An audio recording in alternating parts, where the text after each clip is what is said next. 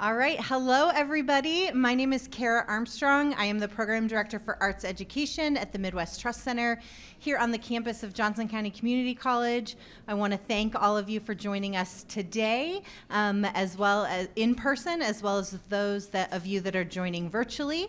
And we are here today to discuss a collaborative project that we've been doing between the Midwest Trust Center, the JCCC Center for Sustainability, and StoneLion Puppets here in Kansas City. And it's been a bigger journey for StoneLion as they've been working on this project for a long time, and we're going to talk about that process and how it came to be that they brought this lovely piece to the Midwest Trust Center. So we're going to start by asking our panelists to introduce themselves. Let's go ahead and start with the two of you that are here in the room with us, and then we'll move to those of you that are joining by Zoom. You first. Hi, everybody. I'm Sherry Wilson. I'm here in Kansas City. I'm a teaching ecologist and work as an environmental education consultant, and have done a lot of work internationally with schools and teachers, talking about climate change, biodiversity, and related issues. And I'm just really happy to be here today. Hi, I'm Heather Lowenstein. I'm the founding artistic director for StoneLion Puppet Theater based in Kansas City, Missouri. And for the past 31 years, our mission is about environmental education and engaging family audiences to confront the issues that are confronting our planet. And Sherry and I have been working together for a decade now, creating projects for training teachers, engaging students, and using art as the vehicle to deliver the scientific methods that are proven and out there. So that's what based this project. And then Sherry had connections with Dr. Dino Martins, who is going to be next. And that is how Hannah, the Helpful Hippo, first came to be, because Hannah is actually Dr. Martin's baby. Mm-hmm. So Dr. Martins, would you say a little bit about yourself? Thank you, Kara. Thank you so much. It's so lovely to see everyone today. And as Heather mentioned, I'm the creator of Helpful Hannah, and Hannah is a character that sort of a story that came to me as I was working in parts of Kenya where we were responding to conservation and students and working with many different communities. I'm an artist as well as a writer and a scientist. I'm from Kenya, currently joining you from Stony Brook in New York, but very much looking forward to participating today. Thank you. Great, thank you for being with us. And Fidelis, would you tell us a little bit about yourself? Yeah, thank you everybody, and thank you for inviting me here.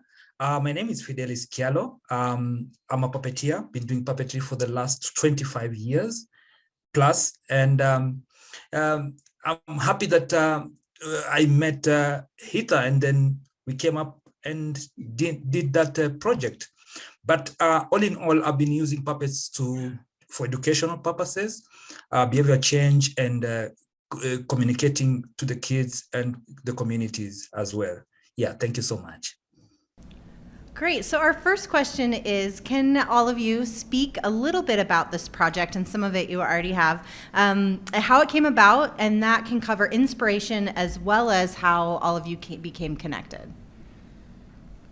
Who wants to go first? Well, I can start because this actually goes back to 2013 when Dino and I were both attending the same conference in Qatar, and we were interested in each other's work because we were both in ecology and education, and we just kind of kept in touch over the years. I kind of keep a catalog of fun and interesting colleagues that might be great to do a project with someday, because you just never know. And then one day I happened to be on Facebook, and I caught him reading his Hannah book live at Mpala. And so it was such an engaging story, and the setting was so amazing, and I just thought, this needs to be a puppet show. and we have a project here. So I contacted him, are you interested in having a puppet show or doing some kind of project? He was. I contacted Heather, she was. And so, yeah, we applied for the grant, and that all sounds really simple, but there was a lot of artistic effort that went into creating that, and I'll let the three of you actually talk about that because it kind of went right on up to the first performance of the puppet show. Right. And so when Sherry contacted me and said, hey, there's this book and there's this amazing author and maybe it would be a great puppet show, I went, yes. It was a wonderful opportunity. We got in touch with Dino and started the conversations. The grant that Sherry was referring to is a U.S. Embassy grant. StoneLion Puppet Theater and Sherry, as my partner, has had several Embassy State Department grants, and we were able to be funded for this project. And the creation of the puppet show was only part of this project. The puppets are what spurs the conversation, but they're not the end all. Just like when we're doing it at Midwest Trust Center, or like today, the show is actually at an elementary school. The follow-up activities and teaching guides and the art workshops that go around that are all as well important to further the conversation and the learning. And ironically, how Fidelis got involved is I'd actually heard of Fidelis when I was not working in Qatar, but in Dubai. He had come up in my world, and I keep looking over my shoulder so I can see him. But he has his own puppet company in Nairobi, Krystal Puppets, and we got to talking during COVID because all of the puppeteers around the world, like every other artist, were sitting at home bored. And we started these conversations. And as this project developed over the 3 years that it took us to actually end up in Kenya last summer, and now touring the show here in the United States, I just kept picking his brain, and it was like, you know what? You live there. Why are we not working together on this project? And that's what we did, is I asked Fidelis to join me, and when we were in Kenya, Fidelis and I rehearsed the show in a very, very short amount of time, very long hours, and took it on tour throughout Kenya. And right now, we're working on a project to try and get Fidelis into the States to perform the show here with me as well. Dino?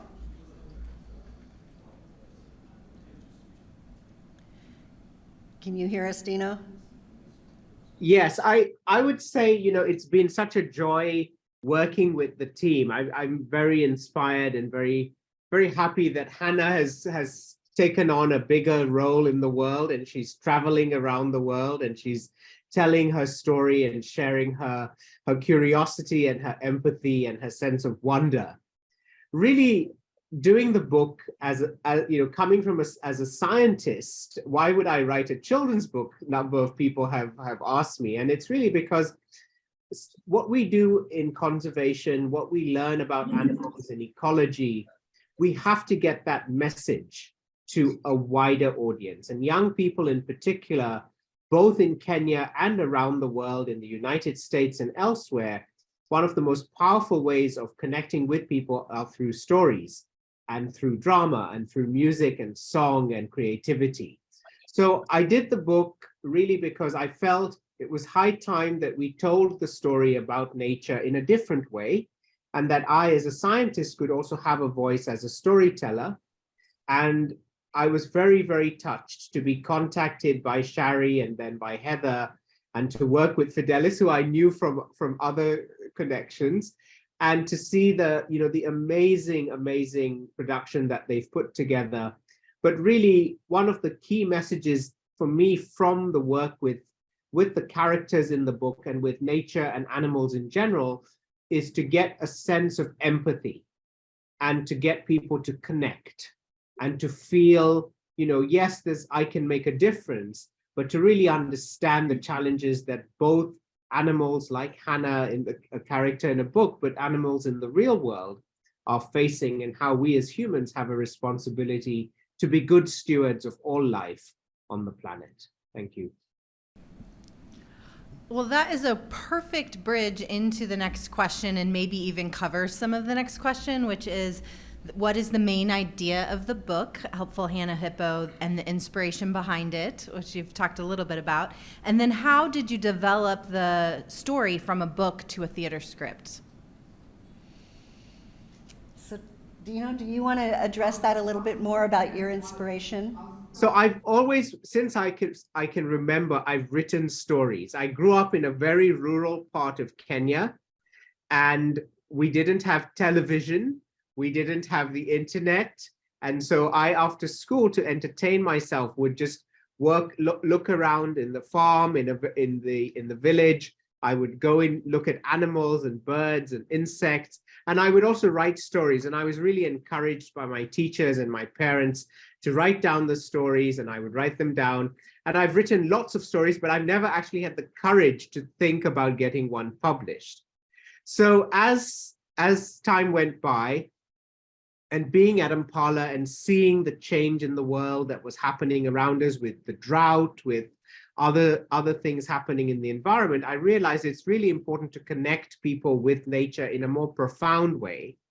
And that meant I finished one of the stories. And the stories come out of dreaming and watching, spending time with animals, watching the hippos in the river, watching all the different birds, and kind of just bringing them together as characters and creating, a story and a narrative around them. So it's been great fun doing that. And it's the first actually of a whole series of books that will come out now, thanks to the success of Hannah and her friends. Well, and Dino, you have a lot of other scientific books that have been published, because Sherry and I got a stack of them. This is the latest one on grasses. Hippos eat grasses. They are grazers. They create hippo lawns where they feed. This is a book that was just published last year. It's available, but it's important to do science books and natural history books, but the story books and connecting with young people are just as important for us to do. Thanks. So does someone else want to address how then you took the book and created a theater script? So when I start creating the scripts for the shows that StoneLion does, I start obviously with if we're basing it on a book, I read the book quite often.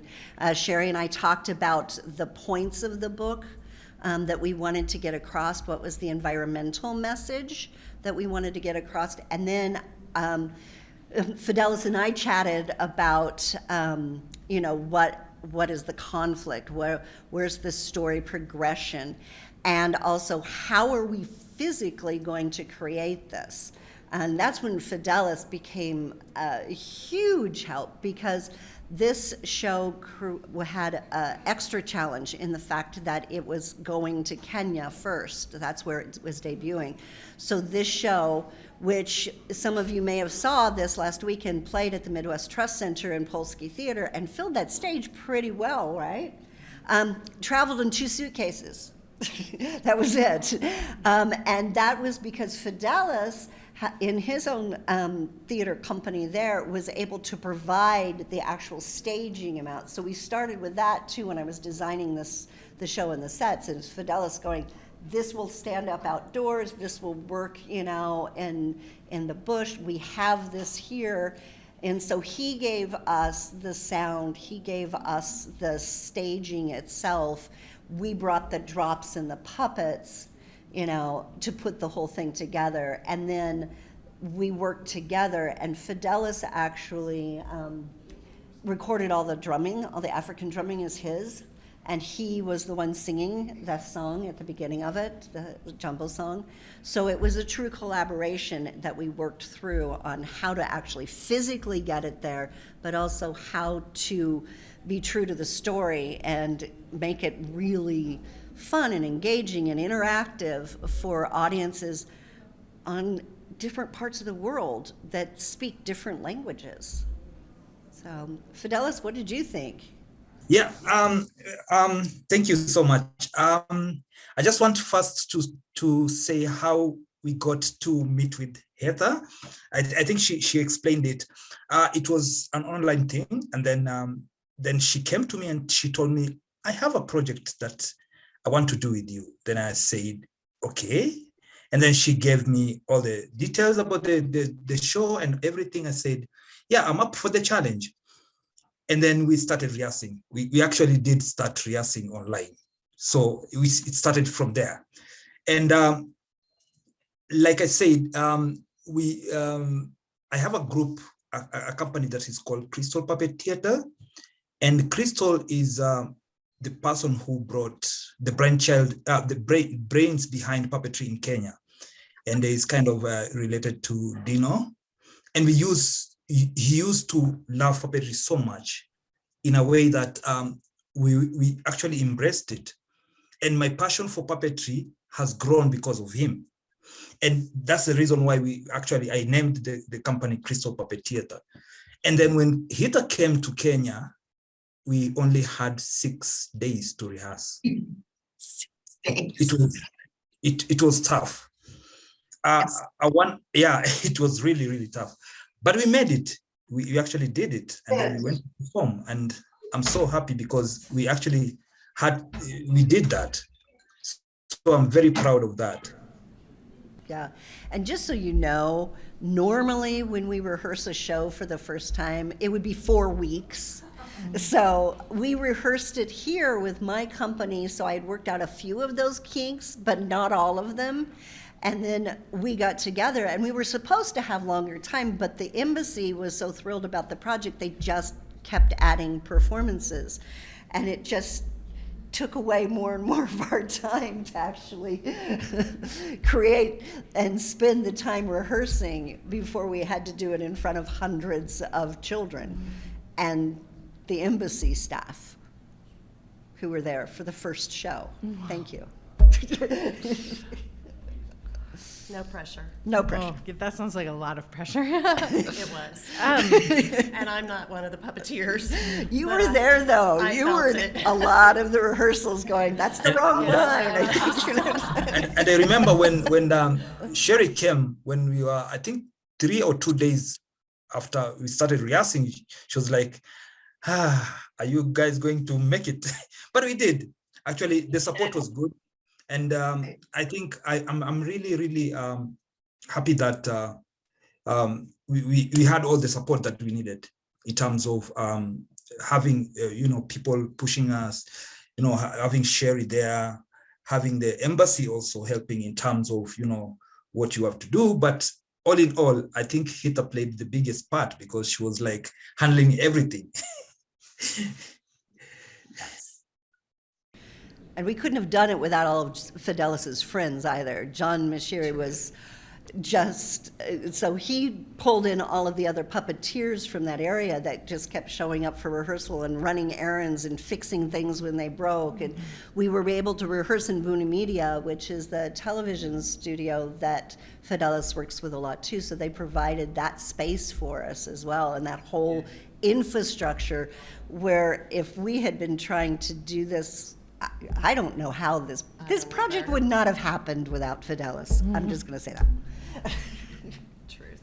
Well, thank you. I'm so glad that he could join us here today to talk about it. My next question is about and when you are creating puppets from a book, do the book's illustrations kind of contribute to your creation of the puppets, and can you elaborate on that process of dreaming up the puppet construction? Yes. It does. So I started first with Dino's incredible drawings, and we're passing the book around to the audience so that they can see it up close.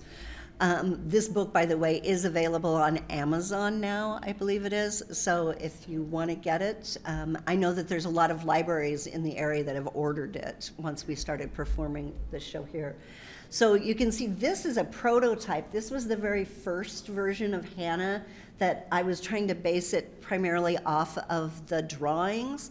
And this version of Hannah was built as a mouth puppet with blinking eyes for the Earth Day celebration that we filmed as a introduction to the entire project, and that was in 2020. And from that, then, we started thinking about how are we going to do this show in Kenya. And mouth puppets are great for television because they talk, right?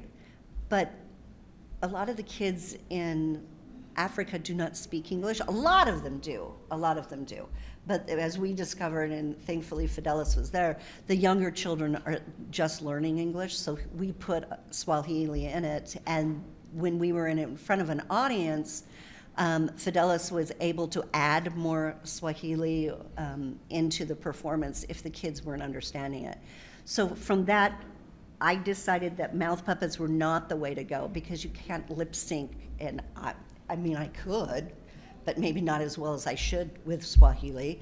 So the kind of style that we decided was more of a Bunraku direct manipulation type puppet, and that came out of conversation with Fidelis as well about not hiding behind a set. We're out where kids are seeing their very first puppet show. They're curious. They don't have maybe the theater manners of knowing that you don't go backstage or get up and wander around. And this way, we could go into the audience. We could have direct eye contact, the puppeteers directly with the performers. We can interact and talk directly to them with the puppets. And that's where the style of the puppetry came from. And the book has so many birds in it. So we created all of those bird puppets that were about this. The largest was about this big, and then two tiny ones. Then they all fit inside the suitcase together like jigsaw puzzles. So that was also part of the design process. Well, and the next two questions speak to kind of what you've covered a little bit, so I'll just ask the next two questions and then see if anyone wants to add any more information. One was about the timeline and how much rehearsal you had, and you kind of talked about what a short timeline that was. And then the next is what it was like to travel with this set, which you've said goes in 2 suitcases, and the setup and all of that. And maybe you can talk about how as you're touring it around to schools and stuff, how that setup and everything goes. It depends on what kind of vehicle we had. Hey, Fidelis, what did you drive across to Kenya? Maybe we should let Fidelis. Oh no, where'd he go? Oh, we lost Fidelis. Oh. Well, we ended up renting at first basically a safari wagon to fit the puppet show, which was by then not just 2 suitcases, but all of the framing of the set and the tables that, were essentially kind of the stage, the backdrop, and then our suitcases, which wasn't that much, but, all of us together. And so that's how we got to Mpala. And then the first day, we had a pickup truck to haul the puppet show. Because I think, no one who's seen a puppet show driving around before. Pretty much nobody. And so it was also Sunday. So there was a challenge getting a safari wagon. So we went with a pickup truck, which had, of course, an open bed. And that actually would have been okay, except that it started raining. Yes. And so anyway, it worked. We got things covered. We protected the puppets and the backdrop, which were the key things. Everything else. We were a muddy mess, but we were all a wreck. Especially Fidelis was. He was so soaked. But and then after that, we were able to get another safari wagon, and we were good the rest of the way. But it was quite an adventure to load everything up. We had people at every location because we went to several schools. And we always had people that wanted to help,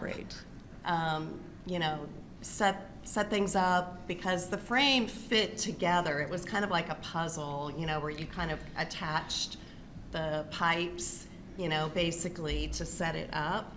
And so we always had people wanting to help. Sometimes maybe a little too much. At least, we kind of learned to protect the puppets, and ask people to help with the frame, which was the heavy part, which was, Right. more challenging.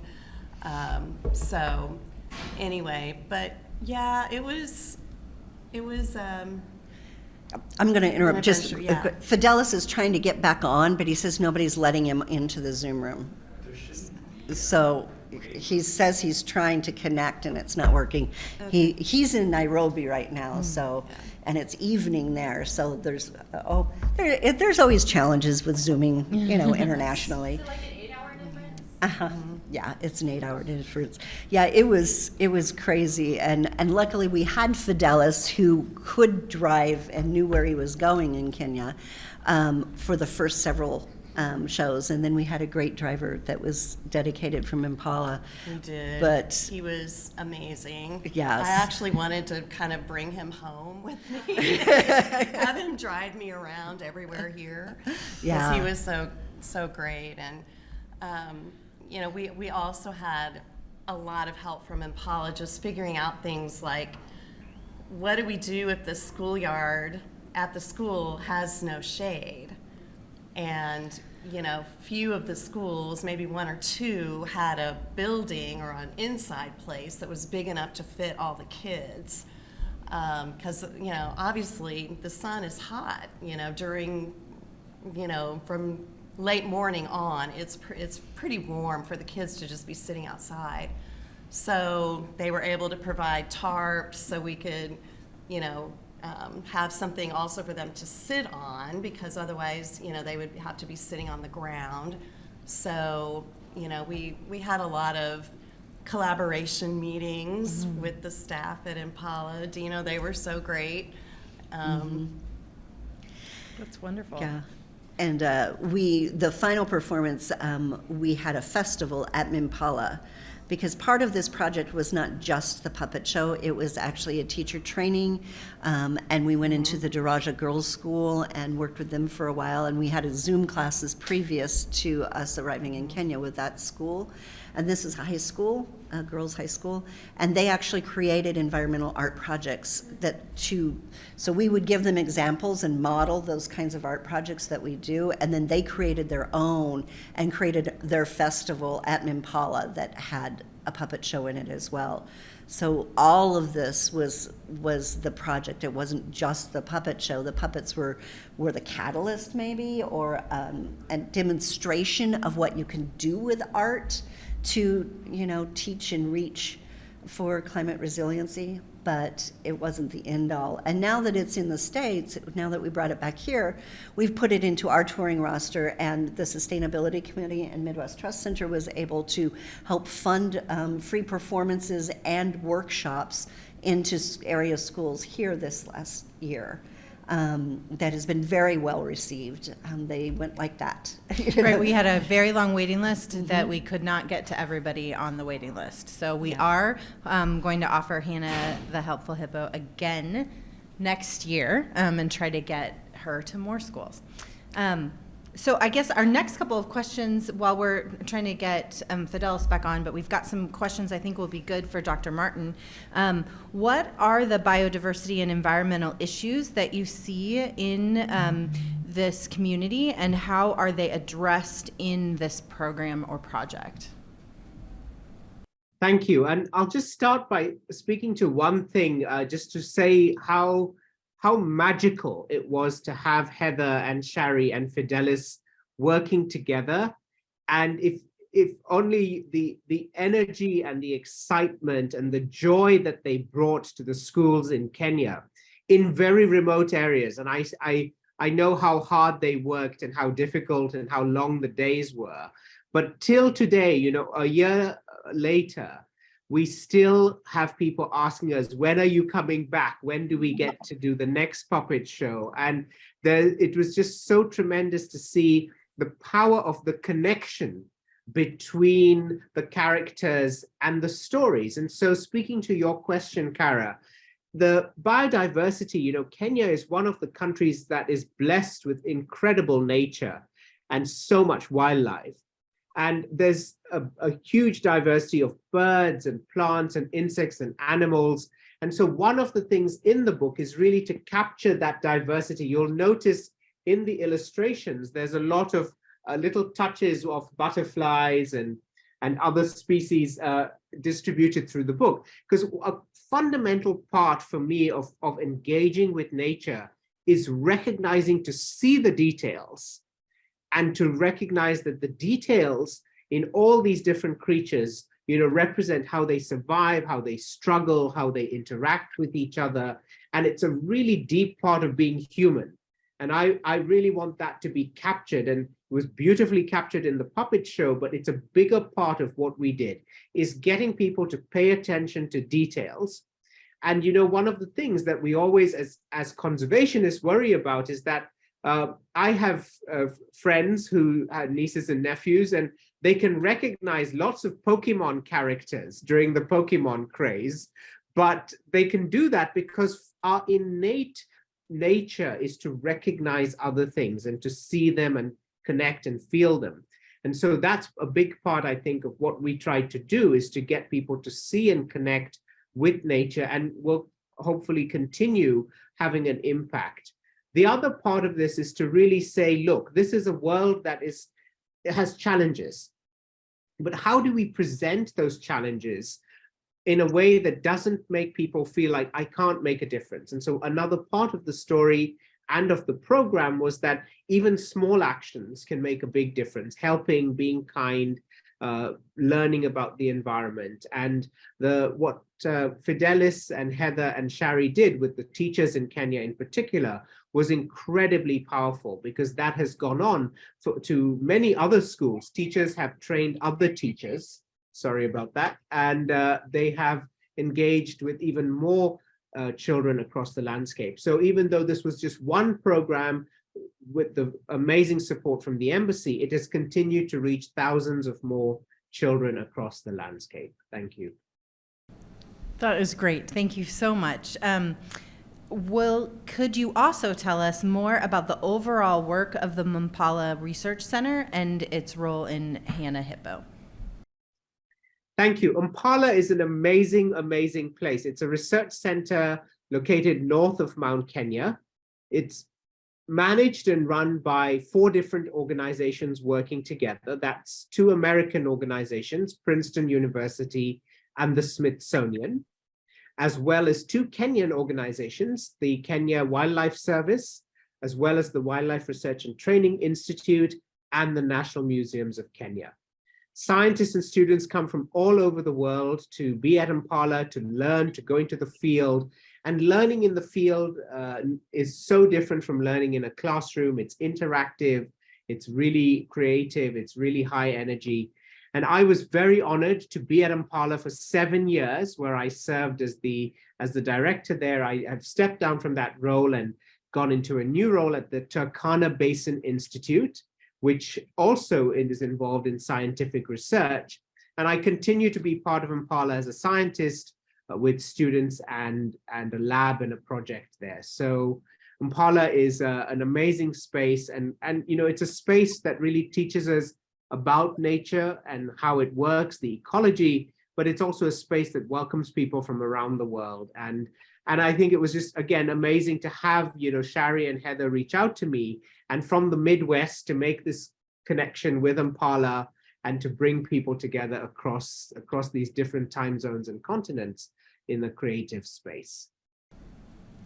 One of the things that that we were introduced at Mpala that has carried on is the Northern Kenyan Conservation Clubs. There are 16 schools that are in direct contact almost on a daily basis with Mpala and the teachers.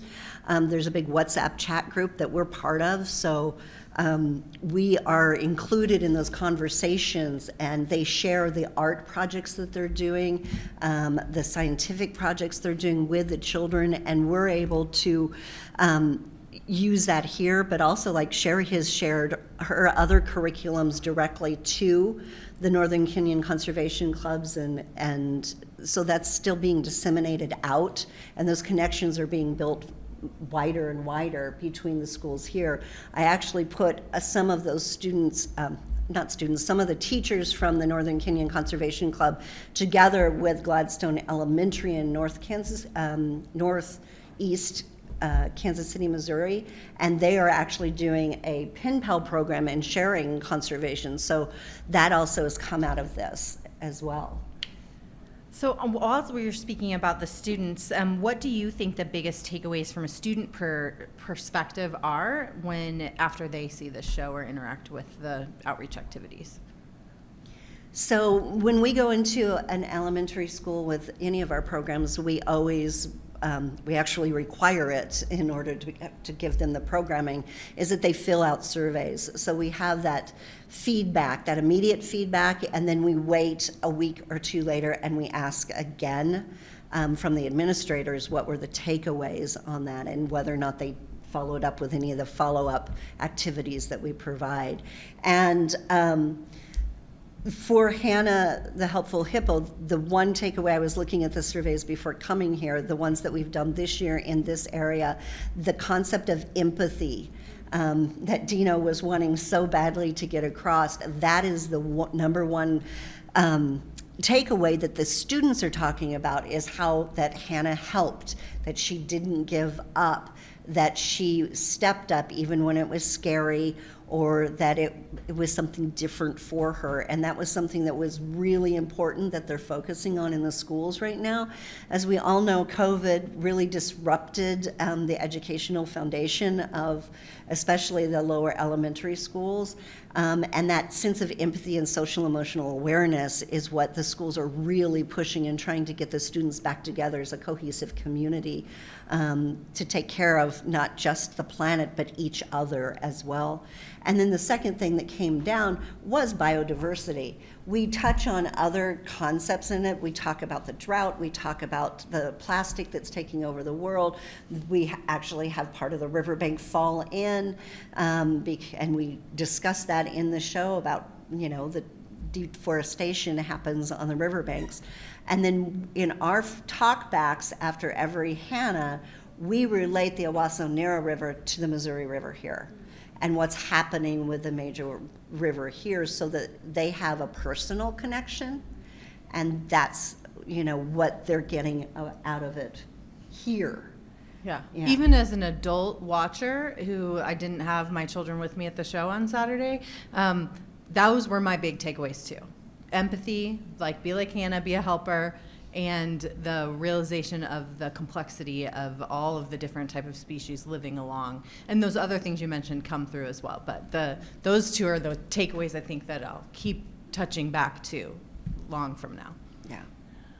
I really want to hear what Fidelis has to say about this, but for me, with working with the kids in Kenya, they already know a lot about the environment, because they are the ones living with all this climate change, horrible things that are happening, the drought, you know, seeing the wild animals that you just see as you're driving down the road.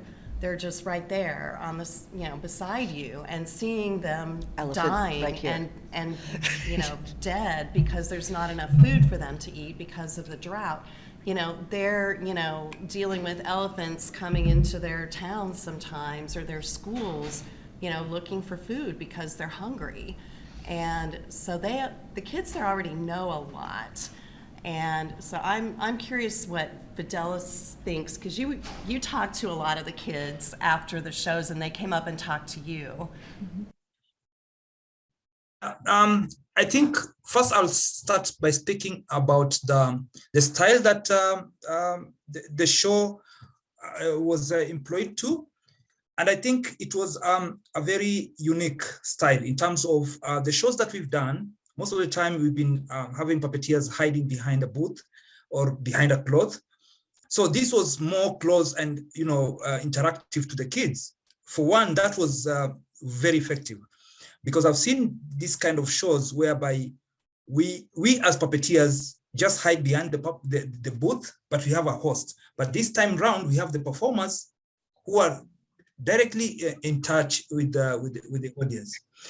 So when because most of the time when I do a show, I ask the kids or the audience what they think, what they feel, and all that. But you could see from the reaction from the kids and what they're telling you, they were so much excited. They will come to Hannah and try to touch her, see how alive she was, So those are the things that I saw in this show, because it was unique in a way.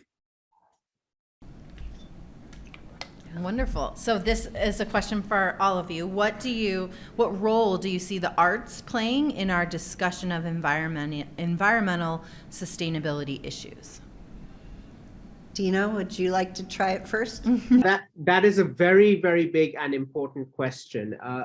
The arts are essential for our engagement with environmental issues. And people often ask me, what can you help us with as a scientist? How can we solve these problems? And I say, well, scientists are important and we need to be in part of the conversation, but it's not enough to just have the scientists get the message out there. In fact, we need the artists, we need the puppeteers, we need the poets, we need the music, because the environment is about the entire human experience and about human survival.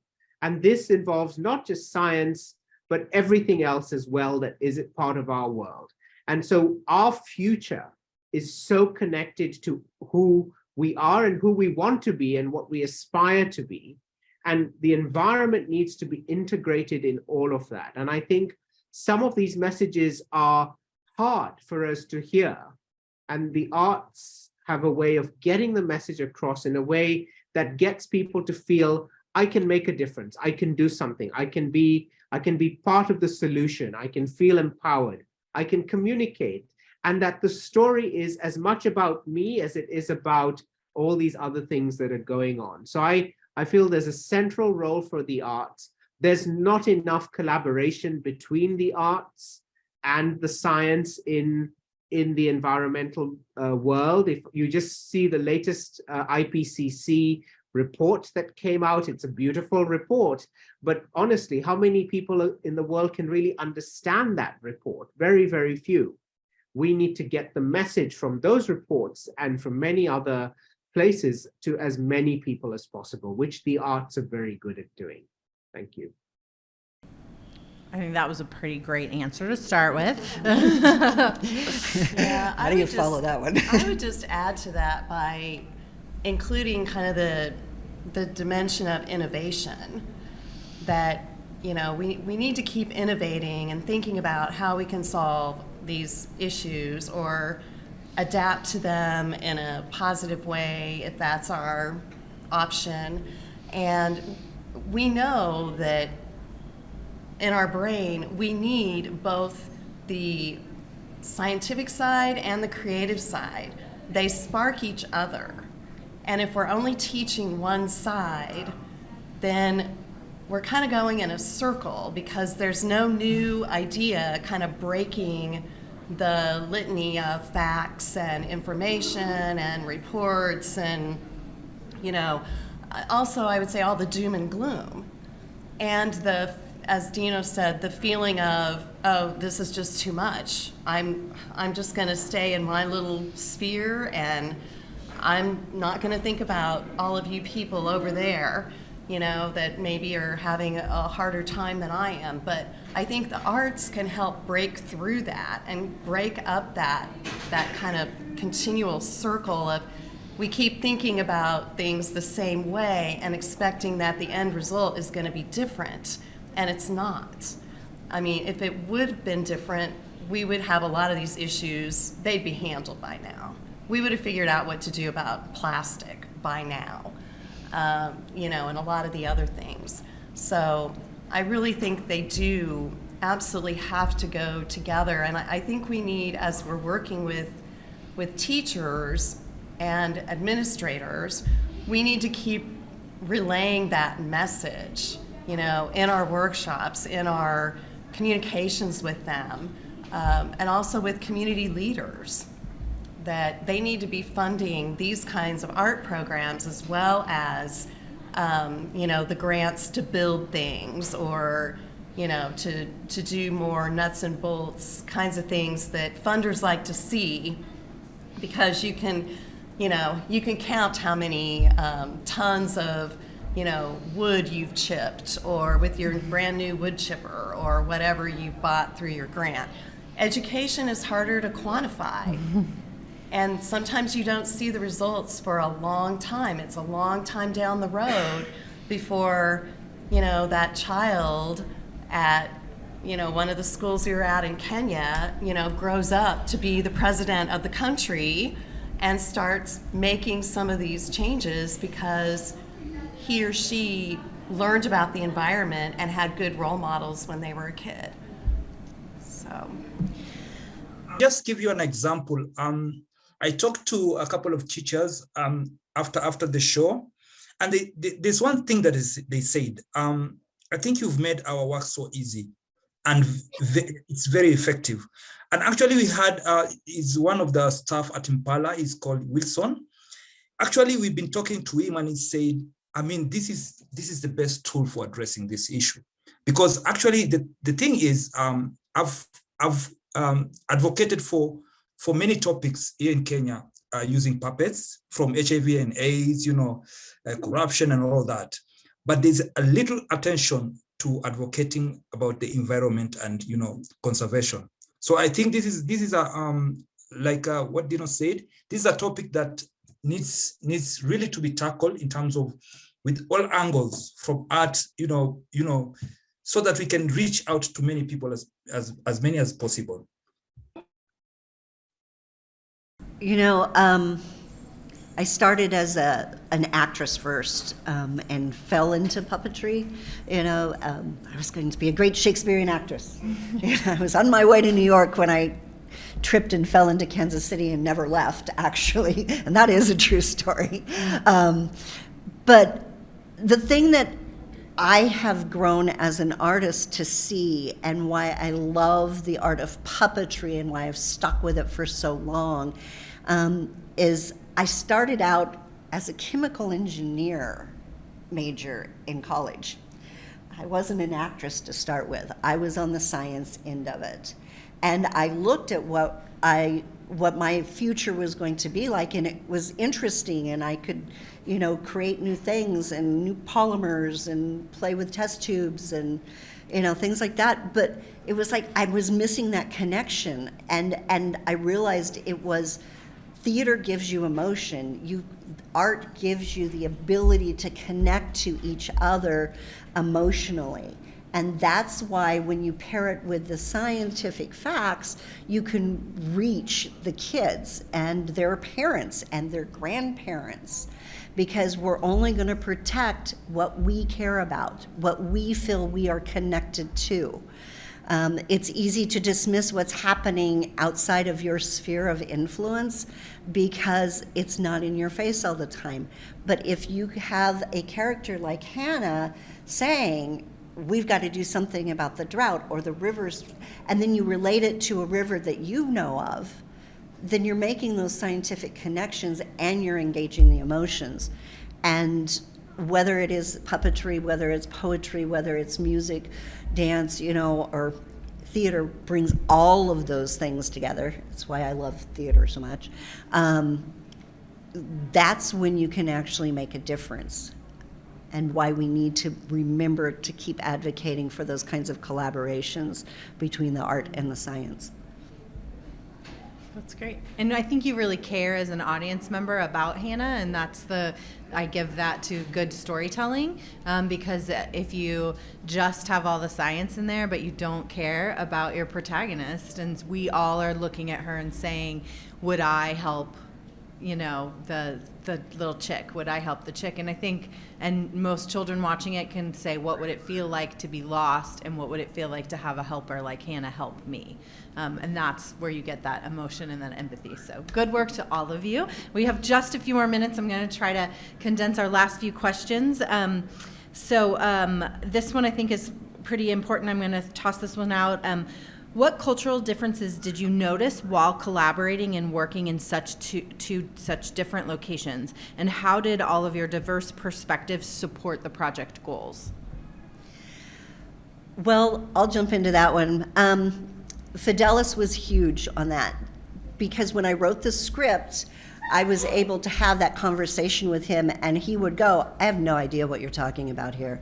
Because our phrases, while we're all speaking English, does not mean that you're getting the same information. And that is one of the biggest things in actually creating the puppet show, was listening to Fidelis going, no one's going to understand that. Everybody here might get that joke, but no one there. They would look at me and go, right? And I've witnessed that over and over in the other work that we have done, especially the sense of humor, which I think is needed in all puppetry, or, in life, let's face it, right? Period.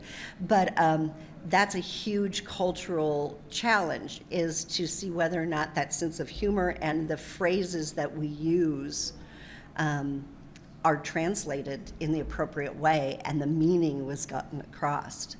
And Fidelis, luckily, we spent a lot of time Zooming before we got to Kenya, where he was like going, you're going to have to change that, And I think that's a really good takeaway, not just for the different cultures that we're in, but also what the United States is going through right now.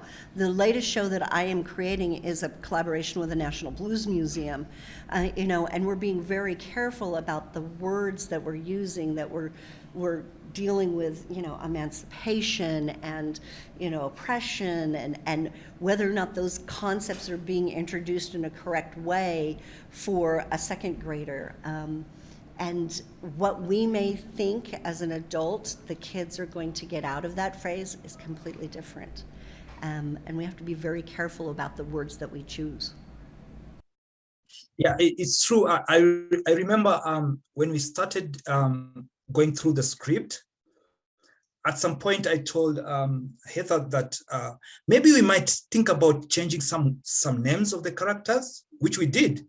And through my experience is the Kenyan audience, especially the kids, will really feel so much, connected to a word or a character that sounds more like something they know, So we had to change, most of the kids who, after the show, you'll just hear them say Kadudu, Kadudu, because it's a funny name, it's a Swahili name, which we had to change. And the other thing was, I remember even telling Heather that I think when you're speaking, also make sure you speak a little bit slowly so that they can get all the words. Because, even maybe I'm used to speaking to many people from outside Kenya.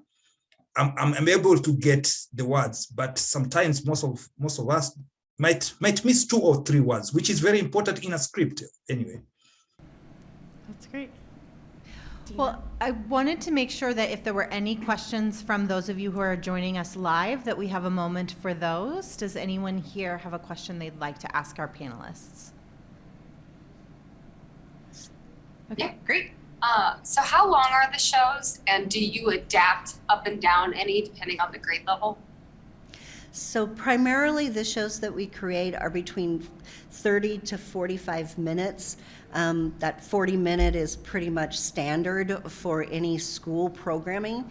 And there's 2 reasons for that. One, it fits within a school period, but also that's usually the attention span of the ages that we're reaching at that point before they kind of get squirrely. In fact, there's kind of a formula that I use, that I have to have a big interactive moment or a big twist plot at about that 30-minute if we're going to keep going, in order to re-engage the kids, because that's when they start going, okay, this was great, now where's lunch, or something like that.